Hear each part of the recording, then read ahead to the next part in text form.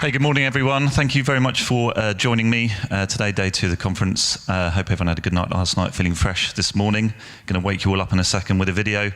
The context of my talk is it's the 10-year anniversary of Burnout Paradise this year. Felt like a good time to look back at what worked, what's still working, how it's I still feel it's kind of setting the template for a lot of open world games and racing games, and a whole new wave, really. So, yeah, I would like to start with a flattering quote, I think, that's still pretty insightful.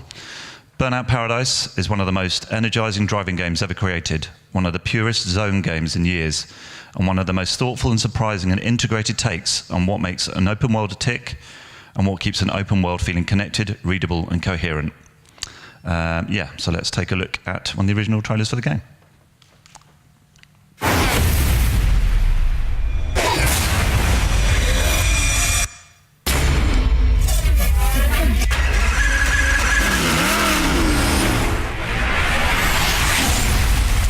This is Crash FM and I'm DJ Atomica.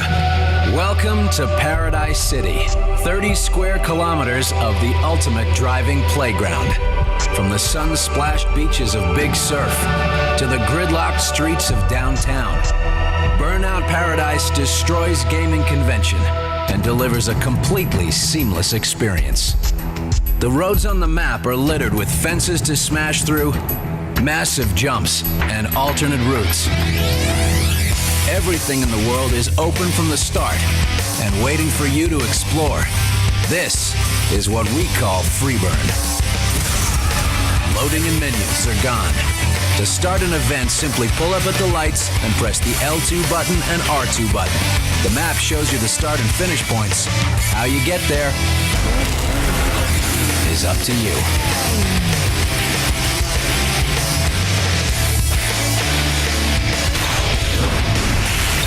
Had enough of racing?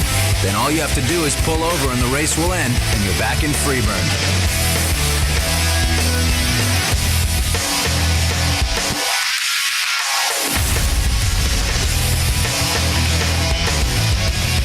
Burnout Paradise. It's one city with infinite possibilities. Go explore. So a quick disclaimer that the game is obviously 10 years old, so some of the videos might not be in super crisp 4K, please forgive me for those. A quick overview of what we're trying to accomplish in the next 30-35 minutes or so. It's a retrospective of on the 10-year anniversary of the game.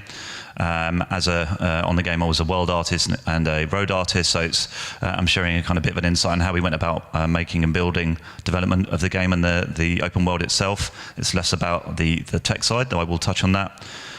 Talking a bit about how, with its ambitious and kind of adventurous design, the integration of social multiplayer it set the template for a lot of open world racing games and open world games. And as I said, I'll be focusing on the artistic side mainly, but we'll also be looking at the kind of broader design and how we went about making the game. So a little bit about me first. I'm part of Criterion. I've been at Criterion for 13 years, in the industry for 18 years, as Luke mentioned. Criterion's a studio part of EA. We're based in Guildford, just outside London in the UK. Growing up, it's an early shot of me there. Always been a huge fan of video games, comics, anything kind of interactive, really. One of my first games was Gargoyle's Quest on the Game Boy, which claimed to have super realistic graphics, which kind of were at the time, I guess. And of course, Sonic was an early favourite of mine too, as I'm sure it was for a lot of people. My love of art and video game art took me to art college, and then my first job at a company called Kuju, making train games. Also got to work on a SAS-themed game, and then I joined a company called Intrepid, which was part of Lionhead before they folded, working a game called BC. You can see the top right there. That was heading in the right direction before it got shut down. And then just before joining Criterion, I worked at Rocksteady on a game called Roll Call, which was just before they started making the Batman games. So joining Criterion, joining a game called Black, our FPS game, worked on a lot of racing games, as Luke highlighted, which we'll go into in a second. Also managed to work on Harry Potter, so quite a kind of broad background. Aside from those early games, most recently collaborating with friends in Sweden, Need for Speed Rivals with the team in Gothenburg, and then with on the Battlefield and Battlefront franchises with DICE in Stockholm. Most recently, last year's Battlefront 2, which was super exciting. And doing that as part of a really super passionate and talented team over in Guildford, where we seem to be making a lot of good progress about how to make games, great games, in a sustainable way. So let's take a step back 10 years ago. What was the gaming landscape like 10 years ago? So games like Rock Band were having sequels. Fallout 3 came out, doesn't seem that long ago. Same for Metal Gear Solid 4. The Wii had just come out, so it was getting into its stride with Mario Kart. Fable 2 was only on the second of the three games. Little Big Planet, another Guildford studio in the UK, making by Media Molecule with Little Big Planet. Left 4 Dead, the original Left 4 Dead, just released. And of course, a small game, Grand Theft Auto 4, which we'll talk about in a bit as well, another open world racing game, elements of. On the racing game side of things, things like Lawnmower Racing Mania, don't many people played that. Probably a lot of people. Forza 2, for the Forza franchise, was starting to get to its stride. One of EA's, our racing games was NASCAR, when NASCAR felt like a kind of viable thing. Motorstorm just come out of the PS3, wowing people with its amazing graphics. Burnout Revenge had just been released in 2007, which we'll talk about. And then a lot of racing games were starting to explore what it meant for open world instead of point-to-point racing. So you had games like Midnight Club, Need for Speed Most Wanted, come out a couple of years previously, kind of setting a bit of a template there itself. And of course, Test Drive Unlimited as well, kind of like opening up Hawaii and Oahu in quite a novel and visually exciting way. And of course, there's Burnout Paradise, which my talk is about.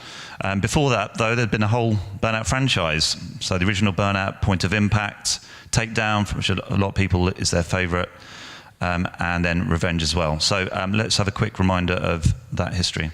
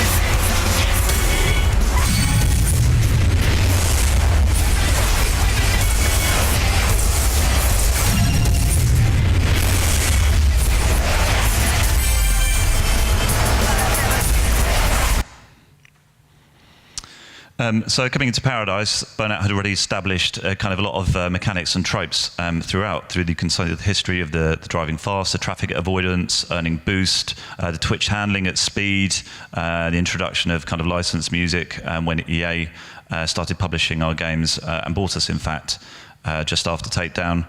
And so lots of kind of clear, well-established mechanics for the franchise. So coming into to Burnout Paradise, the team had just finished shipping Burnout Revenge, having established those kind of components. And a lot of the team, with the new generation of hardware of the Xbox 360, the PS3, a lot of the team were working on a port of Revenge for the 360. So with it being the third generation of modern console hardware, it felt like, for us, this was a good opportunity to learn, but for Burnout Paradise to take advantage of the new hardware, the new more powerful hardware, and start building a new engine and a new game for a ground up that would take advantage of that. So when we were looking for inspiration with this new hardware, Burnout 5, as we started calling it, or Burnout Next, was one of the original names, we knew that we could design it ground up for Gen 3. So often we use, particularly for racing games or our racing games, we want to kind of create experiences that the player can really enjoy, and a film is a great touch point for that, as it is for many games. So a lot of the inspiration for the game was based around some iconic cinematic chases. In this case, you can see the French Connection, the kind of classic chase, Pop Idol's chase through Chicago underneath the elevated train, the L train. And then similarly, the San Francisco chase scene in Bullet with Steve McQueen, with all the hills and the suspension and the kind of the grinding against vehicles. These felt like really good touchstones for what we wanted to achieve in a kind of open world where you could have these high-speed epic chases. So we already knew that the game was going to be set in North America, kind of focusing in on that, and hopefully would capture these innovative car chases from these classic films. Similarly, we took from games kind of some more kind of left field reference points. So Crackdown had just come out. A lot of the team were enjoying that game, the exploration, the open world, the verticality of collecting orbs around the world. Tony Hawk's was a great inspiration for when we went on to create stunt runs. The idea of chaining different mechanics and parts of the world together helps you really have to learn and create your kind of own routes through the game and learn the environment. As I mentioned, there was a couple of open world racing games that were starting to make a bit of a name. So you had Test Drive and Most Wanted, and even something like Fight Night, which really kind of celebrated the slow motion impact of when things hit. So obviously fist and face in this case, but when we wanted to kind of really celebrate crashes, really zooming in and kind of celebrating that moment in slow-mo. So knowing that the game was going to be based in North America, a number of the team, mostly the art team, went to Chicago to start capturing some reference, where French Connection was set as well. So we knew that design and the game mechanics and the design of the world was always going to be really important for us. Art is never just for art's sake. So we wanted to take elements of the world. So we knew the L train, the elevated train, was really important. We felt that some of those bridges would make really cool jumps, particularly over the river. The city had a load of kind of really open and wide streets, but then kind of really big kind of like noticeable hard stops along with the bridges, so that felt really powerful. At the time, a game called Project Gotham had done a really fantastic job of taking real life photos and transferring them into in-game worlds with the power of the new hardware. So it was very easy for artists to take these pictures front on, crop them, and then create some easy textures. Obviously something that's taken for granted nowadays, but at the time felt quite fresh, particularly compared to how we used to handle the textures on Revenge and Takedown. And then all these kind of photo images went into different packs, not just for ourselves, but for some of our outsourced partners in Asia and India who were building individual assets for us. And these went to create these kind of holistic design and world mood boards for locations, or as we called them, plots within the game, to help people understand the mood that was trying to be evoked in each area. There was other location inspiration as well, like you mentioned, San Francisco, a big reference point from Bullet with all the verticality of the streets and the natural jumps of the undulating roads. The San Diego Convention Center was a highlight, mainly because, not because obviously it looks visually very unique architecturally, but also because it meant that what we like to do is not just have something in the background. If it looks like it should be cool to be able to drive on it, then you should let the player drive on it, and this felt like a really good building to be able to do that, to drive through and around and under. And then for the more rural locations, looking to Colorado mountain roads for their switchbacks and ability to let the player kind of drift very easily. So with all those kind of like initial reference points and sources, we put together this kind of rough map of the world in kind of like different zones of mountain, lakeside. We had a farm area there, which I'll talk about in a second, and the kind of more urban environments as well of the city, Paradise City itself. Our lead environment artist then put together a much more detailed kind of version, working with designers on possible road layouts. This is meant as just a kind of early visual inspiration for the environment artists. what we need to be mindful of, particularly when kind of moving between urban and rural areas, and in between those is the kind of like theme park effect of when you're kind of like in a desert area and then suddenly you walk through and walk through an entranceway and you're suddenly in the kind of the snow area. So we just wanted to be mindful that when we made these transitions, we wanted to kind of blend them in more naturalistically, rather than, particularly when you're going at high speed, rather than just going from like farmland to city. It's not very convincing. And as often happens midway through game development, when you've got a kind of date that you're working towards, we realised that the world was too big, so we felt we needed to remove parts of the world. So the initial island area and the big area to the south there, the farmland area, it made sense to kind of cut those out, and not just because of time, but also because we wanted to actually make the remaining game world much more dense in terms of gameplay. So rather than a kind of like the epic, super big scale, of scale for the sake of scale, we wanted to cram more in more hidden areas within that. So in parallel to this, we had a few artists working on previews for the game as well. So they took some of the initial white box buildings and did some kind of nice lighting and rendering passes, just in Maya, not in any kind of engine, to kind of show how it could deliver on our kind of cinematic inspirations. Similarly, we're exploring what a real urban American city could look like, to give that kind of authentic sense of all the street furniture and the grime and the grit of a Chicago street, and also trying out some weather effects. What could rain mean for driving at high speed, and what would it look like in an urban environment? And similarly with what's the kind of the traffic that's needed to kind of create this kind of metropolitan effect. And these were all in engine. These were all in Maya. These weren't in engine at this point. We also did something similar for the rural environments as well, testing out what that could mean. And then we also had some concept artists trying out something a bit more dramatic. Always wanted to race a train. That felt like a really cool cinematic thing to do, to race a burning, jump through a burning carriage and in front of a train. Didn't quite get there. And then finally, kind of taking all the initial previous elements together and creating some kind of sexy, high-res, high-fidelity visual targets for the world and vehicle artists to aim for. So once we had a kind of good handle on what we believed we wanted to make, and confidence in the early design and the settings, we knew that we could start on pre-production phase, establishing tools and workflows, that kind of thing, prove out parts of the game and the world we wanted to make. Before receiving the new tech for this new generation of hardware, our art team were already prototyping using the Burnout Revenge tracks, the point-to-point, stitching them together like kind of jigsaw pieces. And this kind of created an initial test network for ideas. Having taken a lot of learning from this and having the early map, we essentially kind of built the world twice. We started when we received our new tools for the new Gen 3 engines.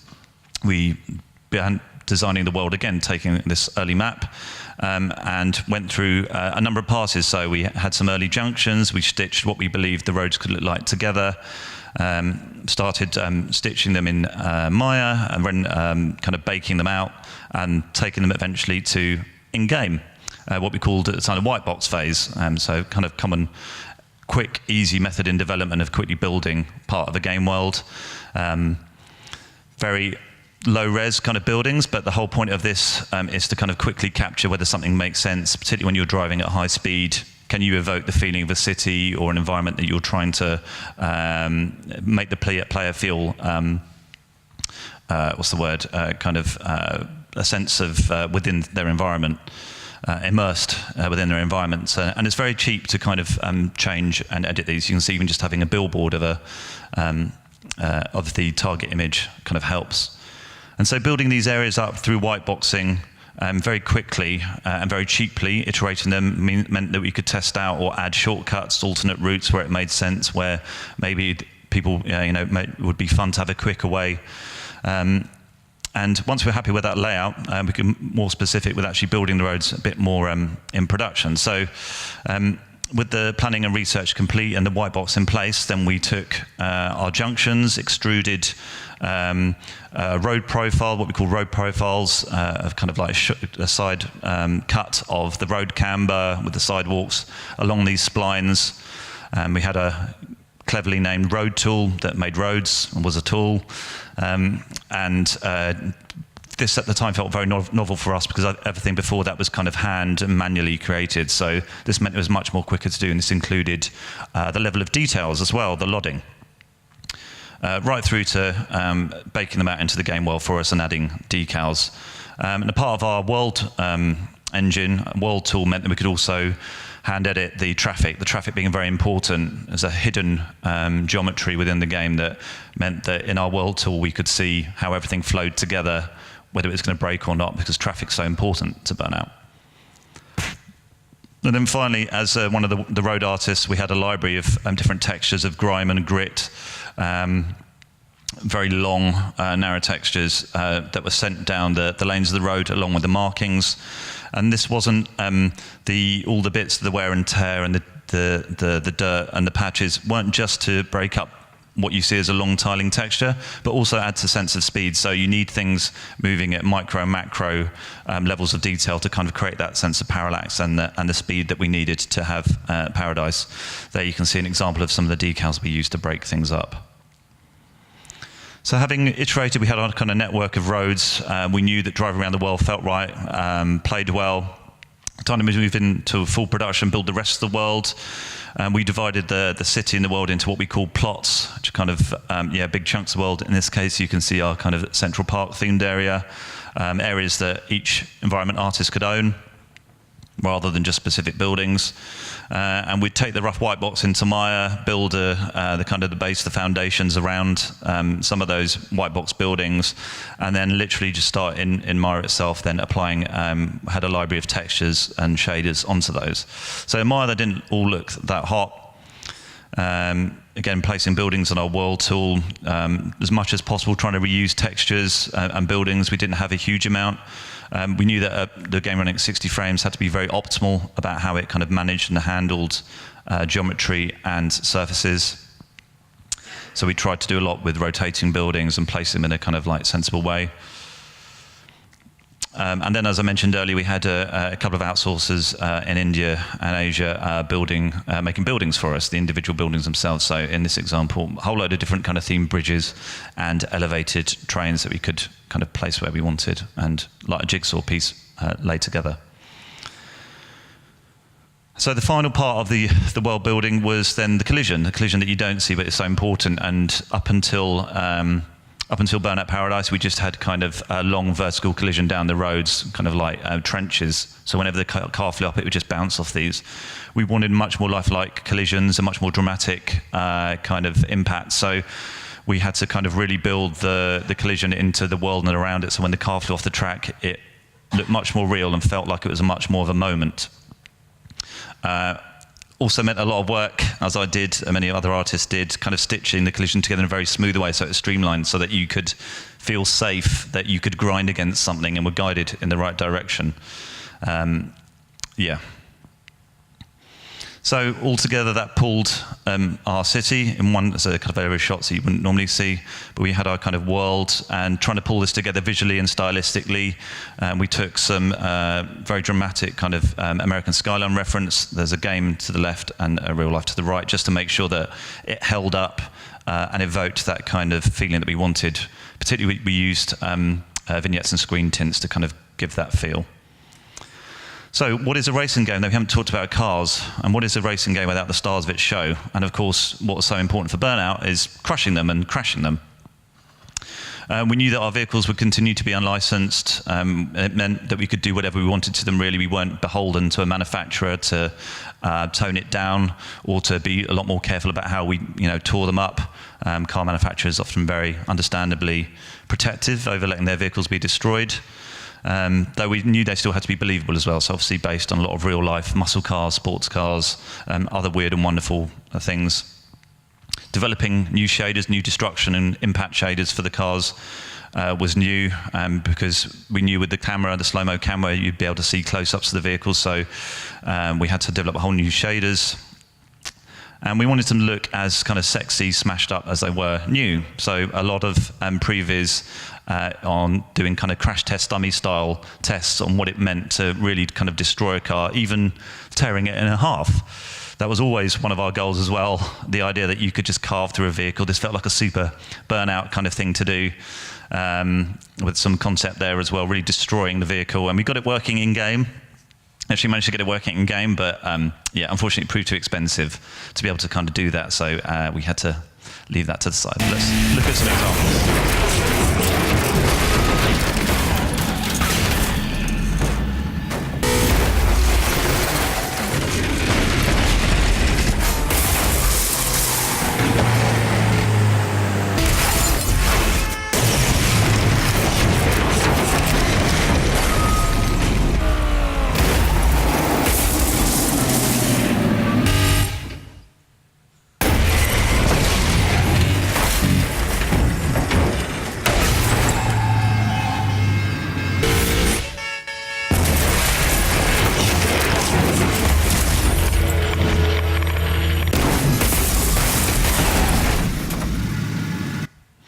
So I think a lot of those impacts and those crashes still hold up today. We built the vehicles with a lot of much more weighted deformation points than we had done previously to really give unique impacts rather than just swapping out sections of the car.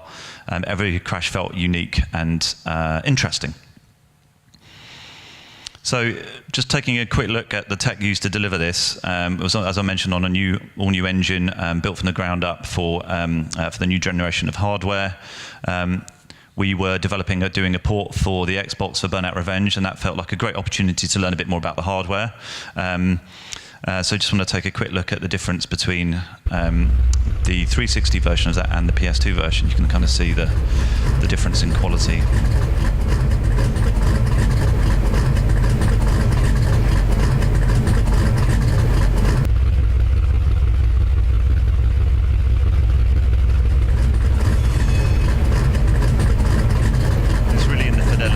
Quality of the textures and the surfaces and the assets mainly, but also in some of the screen effects.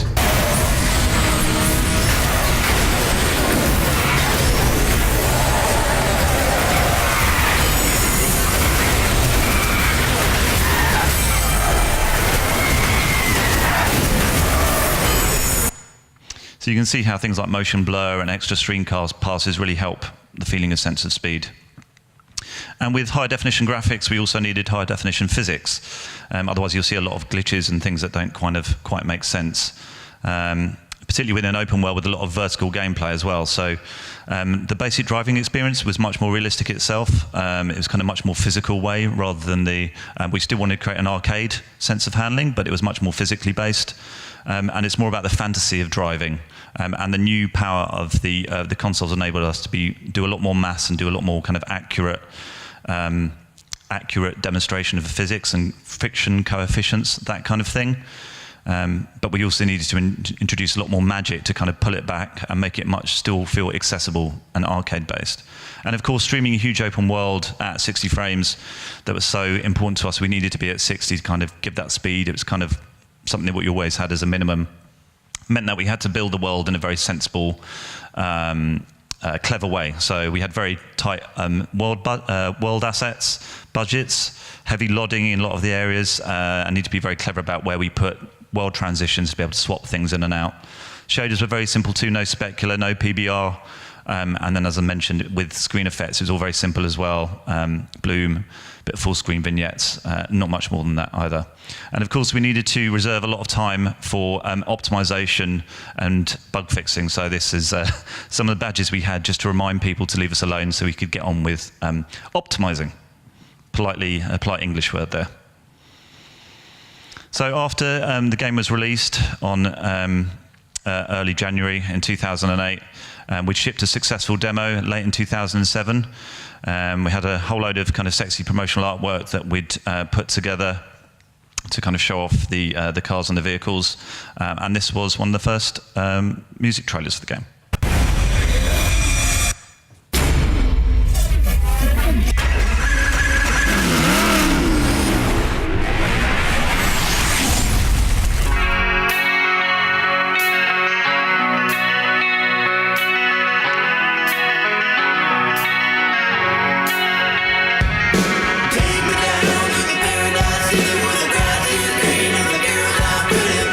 I want to please take me home.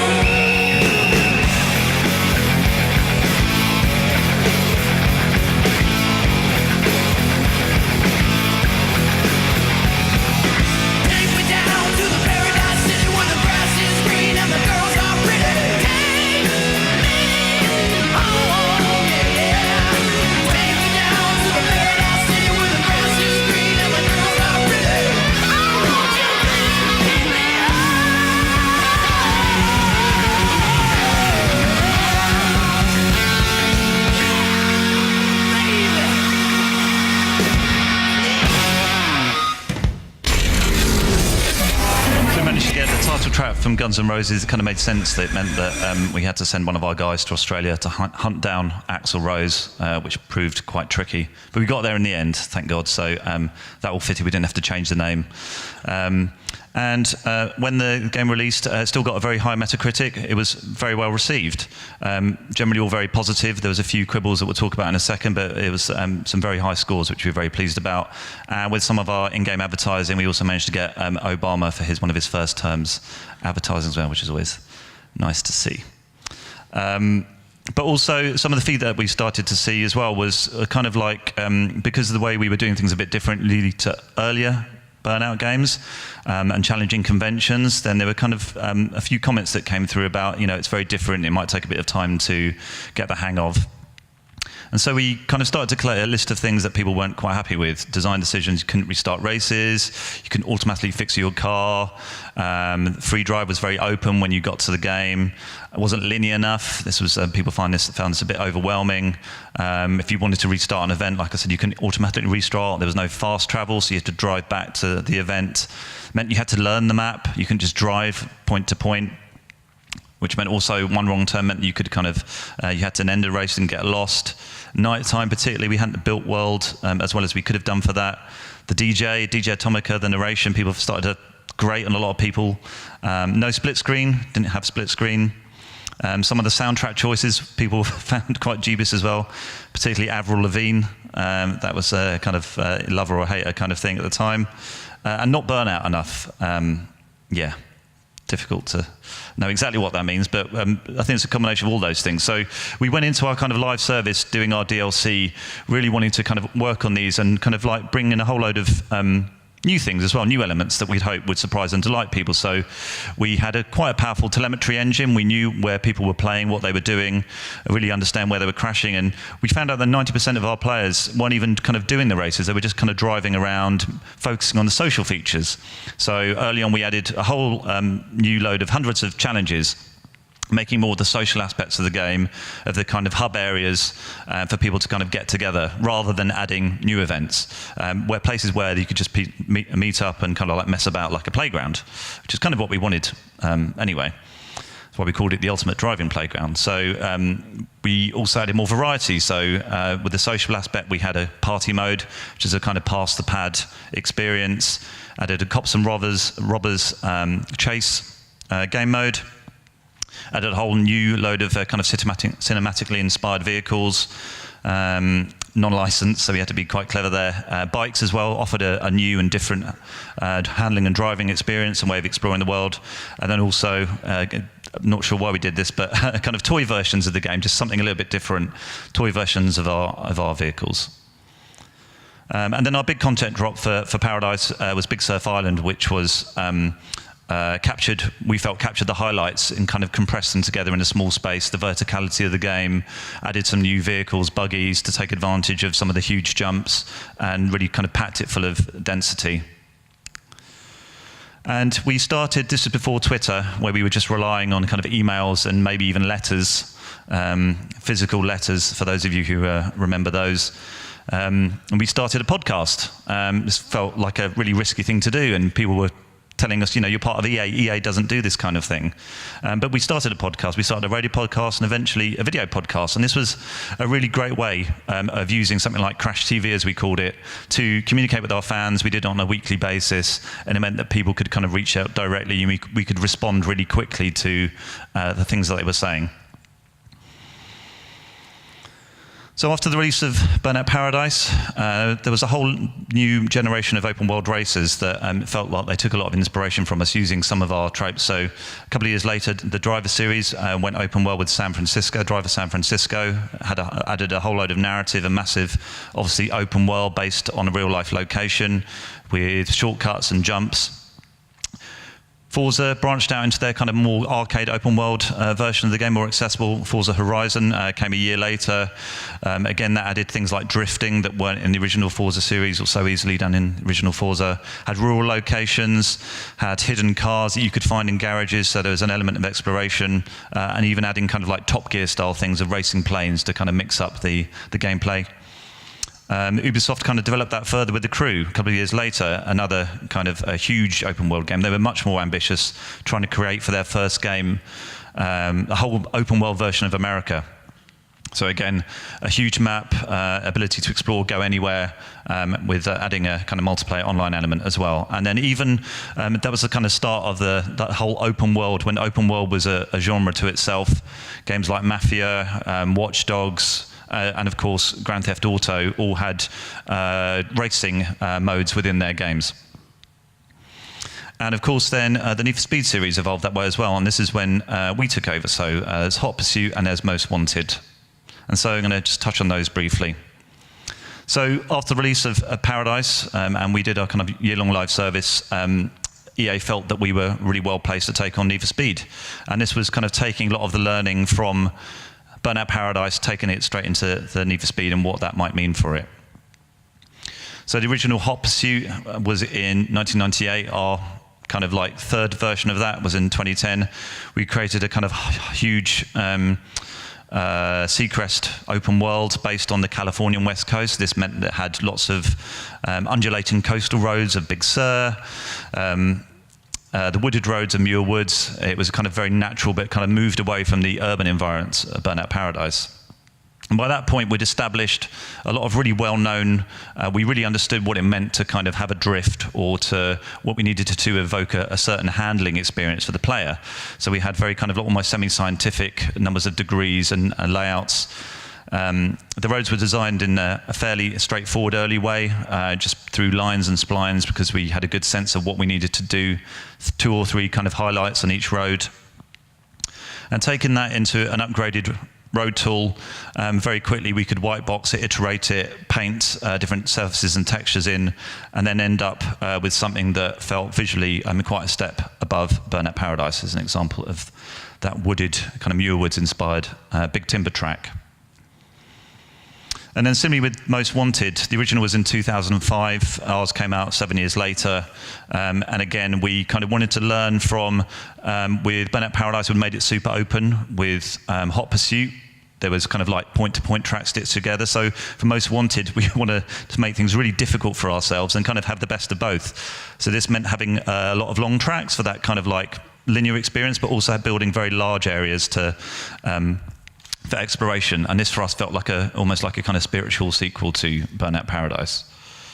So again, starting with reference, building kind of hub locations and points of interest, and then within these kind of hub areas, then designing road layouts, shortcuts, and stitching them together.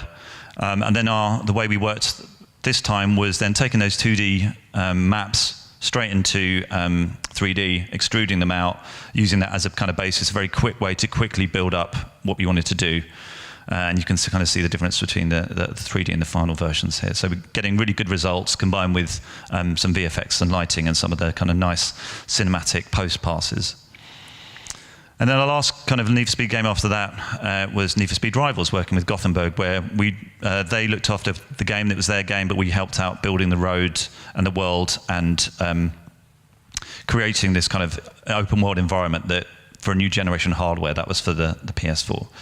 So overall, you can see our game timeline at Criterion, starting off with Burnout, actually quite a lot in quick succession. Burnout 2, Point of Impact. Takedown there, 2004, Revenge the next year, a few years later, Paradise, Hot Pursuit came a couple of years later, and then Most Wanted and Rivals. So a kind of like a great kind of like 12-year, 13-year track record.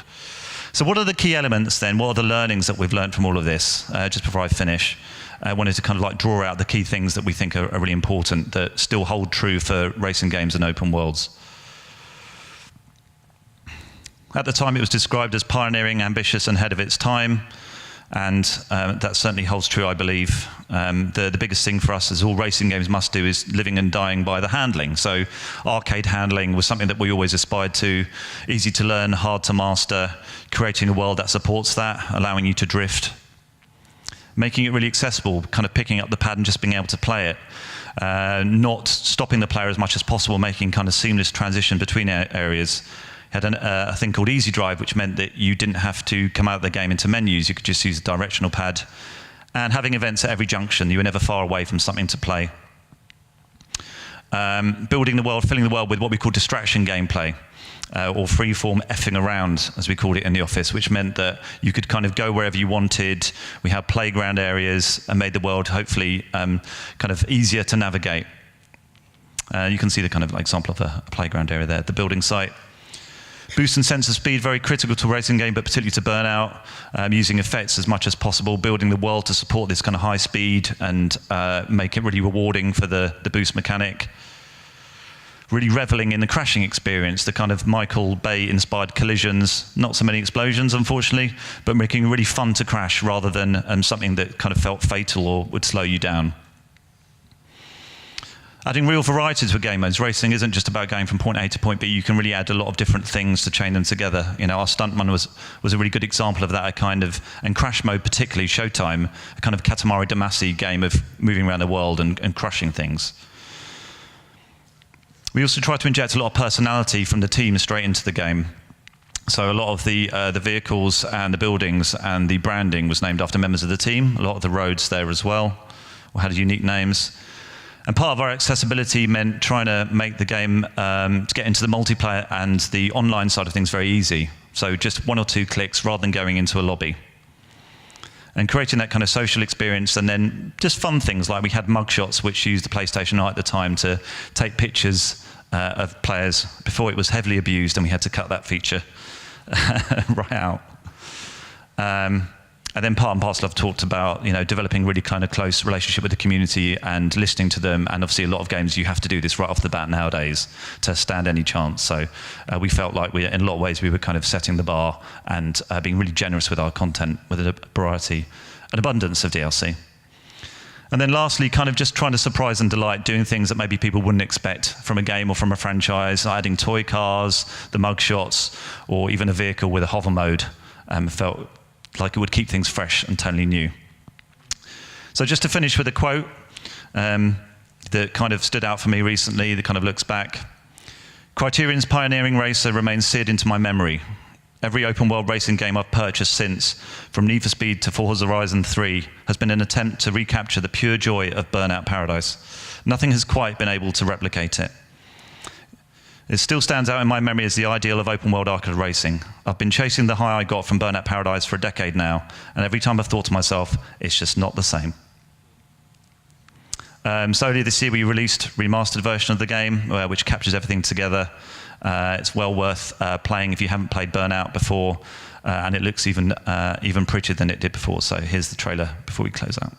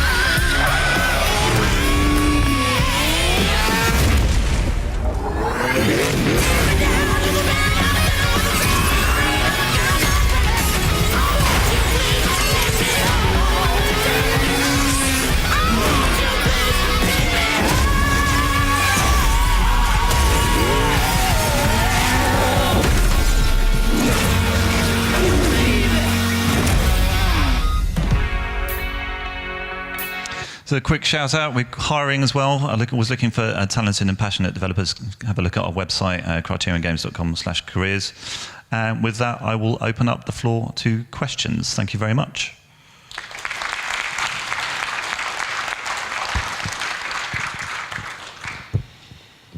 So if you have a question, just raise your arm and we'll come around the microphones. Maybe I covered absolutely everything. Maybe I was too thorough.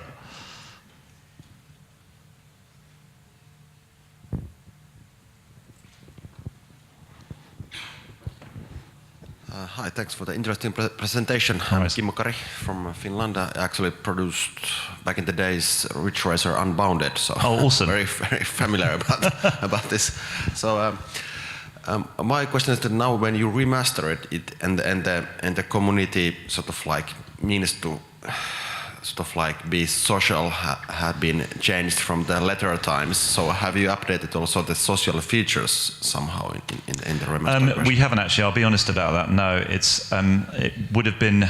We made the game with a company called Stellar Entertainment that actually is in Guildford, very close to us. The guy that founded it was technical director on the original Burnout, so he and his team have a good understanding. But aside from what we're doing as a studio now with our kind of social side of things, there's nothing specific about that. We don't aim to, we're not planning at the moment to release any more kind of content. So yeah, we haven't taken it on board for Paradise, but we're certainly taking it on board for the games that we have made and will make. So yeah. Okay, cool. And one extra question that, sure. Because you have a long track record and probably your studio has like fans like we had that bugbear because we are most famous from the Flatout series. Absolutely. We actually develop, of course, the newest game, the Request, because our fans wanted Flatout 4, but okay, we didn't have any more rights to the IP because the publisher stole it. But do you work closely with the community or the fans of sort of like your games and company? And if you do, how you manage it and how you do it? Do you have a special team for that? So we don't have at the time when we were doing like the podcasts and we invested a lot more heavily, we had a community manager. We have a community manager now, but we need a far bigger team for the needs of the kind of like modern contemporary relationship people expect to have with their fans. So there's two things. So one is that we always try and bring in elements of what we did in Paradise to the games we make now. You know, when we did Battlefront game and the Space Battles experience, a lot of that ground-based vehicle high-speed chasing comes into kind of Star Wars and the speeder bike experience we did for the original Battlefront. But we also work very closely. Our sister studio is Gothenburg, so we're frequently kind of working with them, both as Ghost UK, which is literally right next to our office in Guildford, but also in Gothenburg. So there's still a lot of kind of osmosis of learning and sharing of those ideas, even if we're not necessarily working on a Burnout game or a Need for Speed game. And on the social side, we know that we need to evolve that much more. So yeah, it's a key learning for us, I would say that. Yeah.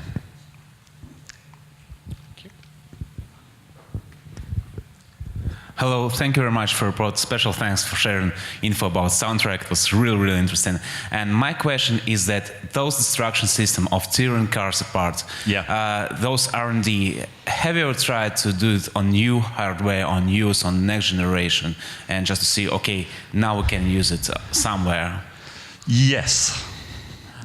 You probably want me to talk more about it, don't you? Yes, we have, but the thing that happened, the thing that I kind of touched on is that then we'd, after kind of pausing on the Burnout games and moving to something like Need for Speed or Star Wars, then you're working with licensees and people who are very protective. So BMW doesn't want to see their M3 torn in half. Star Wars doesn't want to see the Millennium Falcon broken in half. So we're much more constrained by that. So whilst technically, absolutely it's possible, the realities of working with people who are very protective about their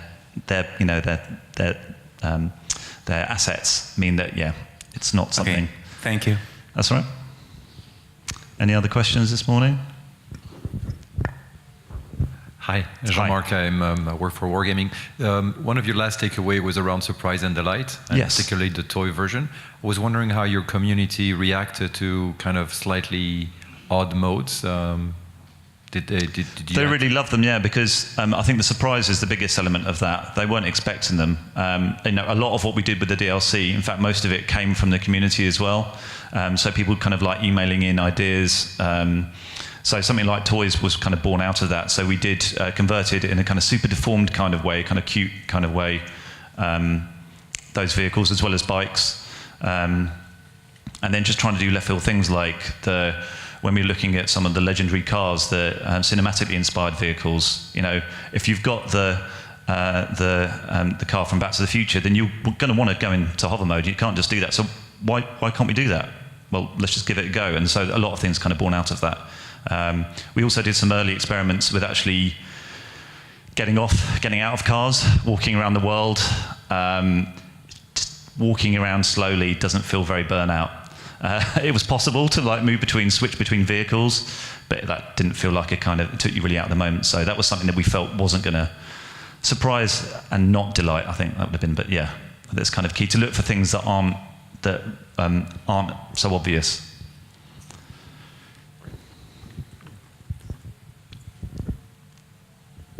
Great.